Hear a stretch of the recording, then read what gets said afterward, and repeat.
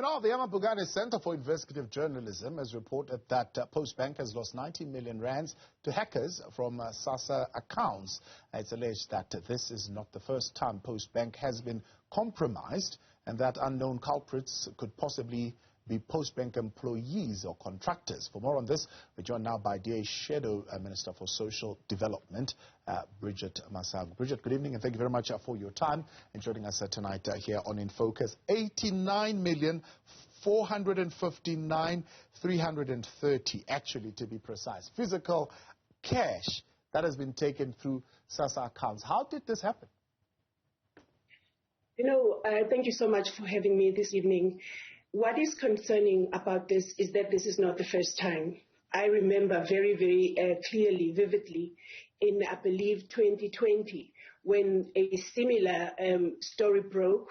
At the time, it was 56 million rand that was being reported, and there was an express instruction from the South African Reserve Bank to Postbank to make sure that they replace the 12 million cards that were compromised, whose security protocols were compromised. So it is really concerning that it seems like nothing has happened since then. So the money of the grant beneficiaries is still very, very accessible to the hackers, as the story says. So I cannot answer your question directly, other than to say that we condemn this thing, and also we are on record having asked the minister questions on this issue, where she said to us way back in 2020, her department through Sassa was working with Postbank to sort out the issues that related to this scandal. So, I mean, in a sense, what you're saying, this is a security breach. You're saying that happened in 2018 also, where 56 million was taken off these accounts. So are there individuals, or be it contractors or employees, having access to ATM PIN codes of these accounts? What it sounded like from the report, which I believe was issued by 4Genix, or I don't know whether it was on behalf of the South African Reserve Bank or for Postbank, is that there was what they call an issuer user, some number, some very, very long number, 36 digit to be exact, that was cards were issued without encryption, which then meant that anyone who knows that number can pick up a card, go and withdraw the grant, or change the protocols or profiles in beneficiaries' accounts and be able to do that. And I can tell you that I have myself received many, many complaints from beneficiaries who say that I live in Benoni in Johannesburg. My card, the bank statement says that on my card, money was withdrawn in Umlazi, KZN, or in the Eastern Cape, in Gqeberha in Eastern Cape. So this is, if it has not been stopped, as it looked like it hasn't, it's still continuing. And that is because of that breach, of that security breach, that nothing has been done about. Because obviously the 12 million cards that the South African Reserve Bank instructed Postbank to replace have not been replaced. So they are out there in circulating somewhere, and someone is having access to the grant beneficiaries' money. Yeah. Is there substantial evidence to suggest that the Postbank has been doing some improvements to clearly their substandard IT environment that allows the attackers to be able to do this? I mean, since the 2018 incident, looking at their reporting to Parliament, is there an indication of evidence that they've been doing something to improve the system?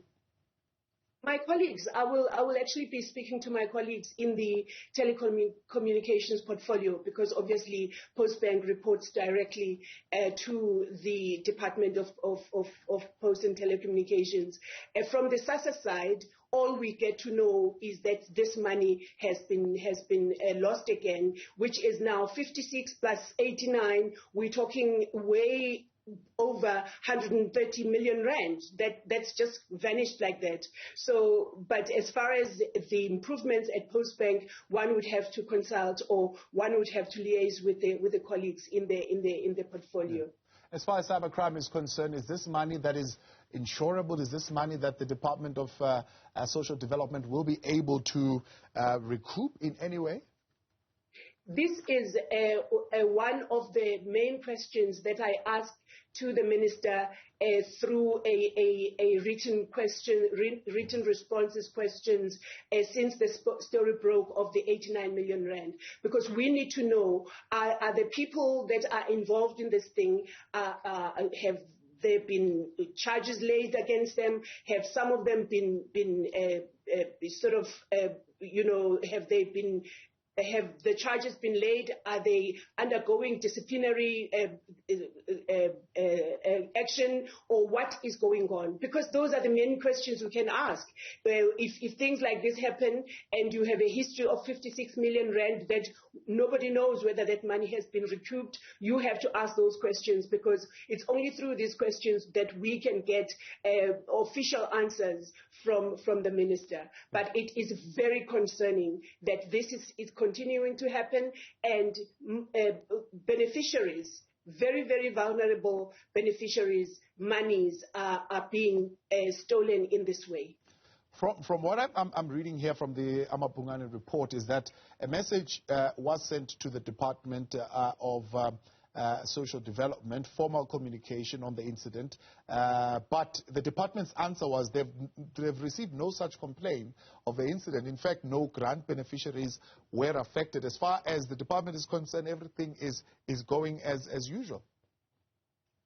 Well, if the money is being hacked and stolen, the fact that there is more money that has been given for the beneficiaries not to be affected, it does not mean that it's okay that money has been stolen and nothing is being done about it. Because I can assure you that down the line, that money, and because that is the money of the people that is waiting for them to come and claim after their applications have been approved. Right. So there will be a time when that those people are affected.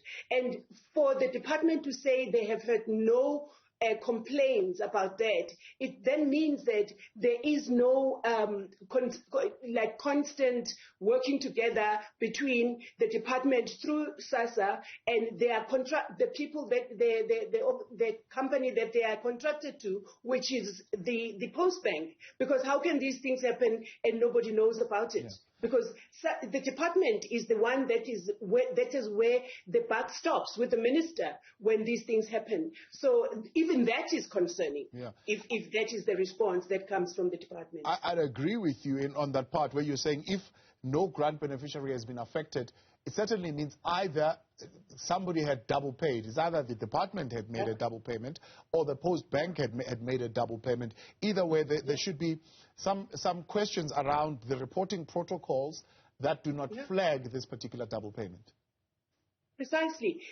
One also has to mention that since we moved over the grant disbursement system, when the CPS contract expired and we moved over to the post office, we have had very many problems with people not getting their monies, with people calling us to say the post office has just told us that there's no more money, the money is finished. So what I'm saying is it is concerning that since the disbursement of grants was moved over to the post office, we have had many complaints which involve a lot of money. And so it is just a concern that we can have a story like this, and that is what we get as a response from the department that is directly responsible and accountable for this whole process